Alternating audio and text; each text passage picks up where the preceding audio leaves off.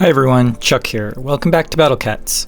Let's continue playing through the Mega Menace Gauntlet. This video covers the Uberless strategy for level 60, the final level of the third map. If you're looking for a challenge, this is a good one. Let's go over the cat lineup. As for tanks, we have Gato Amigo, Manic Mohawk, Manic Eraser, and Eraser Cat. Gato Amigo was chosen. You don't normally see him. I chose him because I kept running out of money when using Cat CPU. I needed something cheap, and he occasionally has a knockback, which is a plus for this level. Manic Mohawk is used for his fast movement speed, and he keeps the front line pushed out. Cameraman was chosen for his relatively high health and may be considered a quasi-tank against floating enemies. I like his slower movement speed, which is great for stalling during the beginning of the battle. He has some talent boosts as well, with 8 points in survives, 1 point in defense up, and 1 point in attack up. Jellycat has low HP and range, but makes up for these issues with high damage and a relatively low cooldown.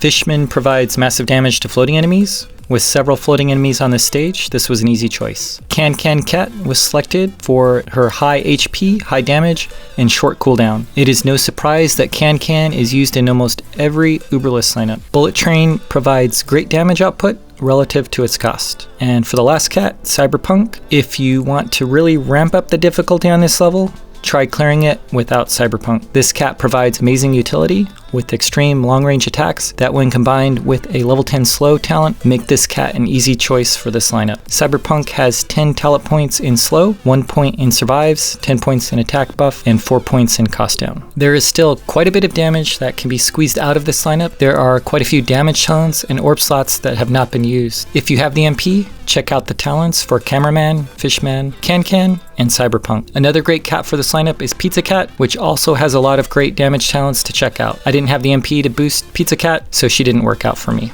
As for the cannon, a level 20 Holy Blast was chosen to help with the zombies. Not only does it deal a lot of damage and free zombies, it also includes the zombie killer ability. 4 power-ups were used: Speed Up, Rich Cat, CPU, and Sniper. Alright, it looks like we're ready to begin the battle. The boss will not spawn until the base takes damage, so stall as long as you can with slow-moving defensive units. I like to start out with Bullet Train just to put some damage on the first Zrako. Don't worry, the pigeon will stop any erasers from passing through when the Zrako submerges.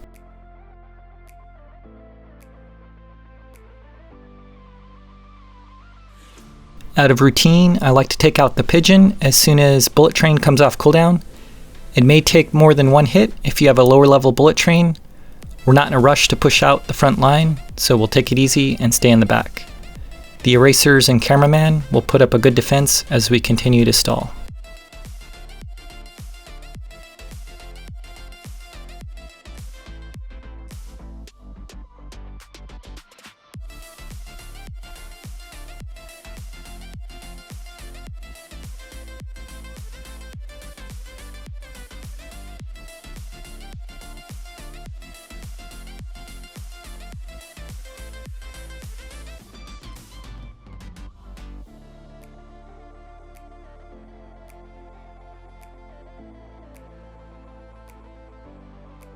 Hold off on bringing out Cyberpunk until after the second Zrako reemerges.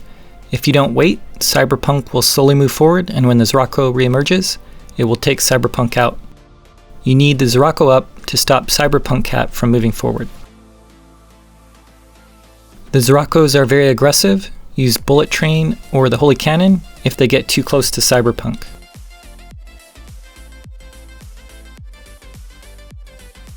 Avoid overusing Manic Eraser unless you know that the Ziggs will kill them.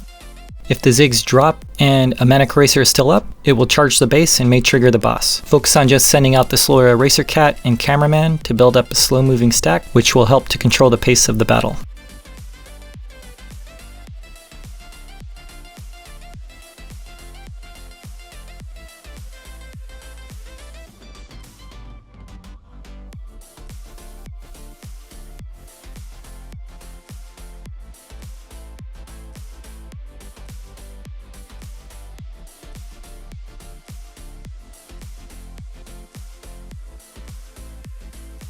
When you reach max cash, it is still okay to continue stalling as long as you have enemies that are holding your cats in place. The reason for stalling is to work through the cooldown of the second Cyberpunk.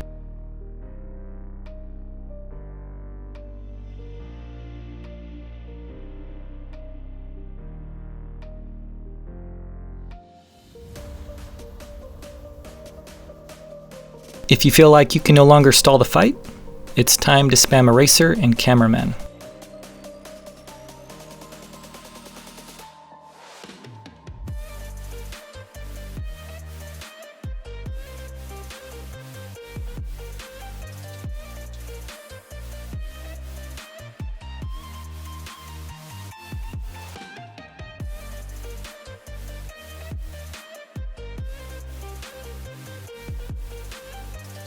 After the pigeon comes out, you know it's safe to start throwing in some manic erasers.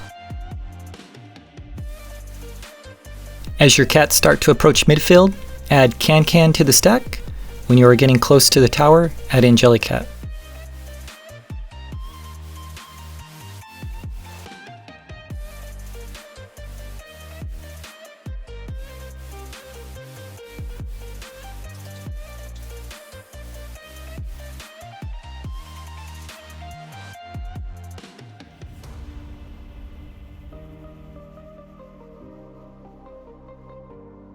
You may want to send out Bullet Train when you know it will hit an enemy. This will ensure that Bullet Train is on cooldown when you turn on Cat CPU. If you don't do this, as soon as you turn on the CPU, Bullet Train may hit the enemy base and start the fight early. From this point on, most of the fight is automated. I'll hover over the cannon and click on it whenever it is available, since the CPU doesn't always like to use the cannon right away. By using the cannon as soon as it is available, instead of relying on the CPU to trigger it, you may end up with an extra cannon shot over the course of a long fight. If you're interested in viewing some of my other Mega Menace videos, you can find the links in the description. I'd like to hear your comments about this video. Let me know what you liked or didn't like. Since the remainder of the fight is automated, I'll speed things up a bit. I hope you enjoyed the video.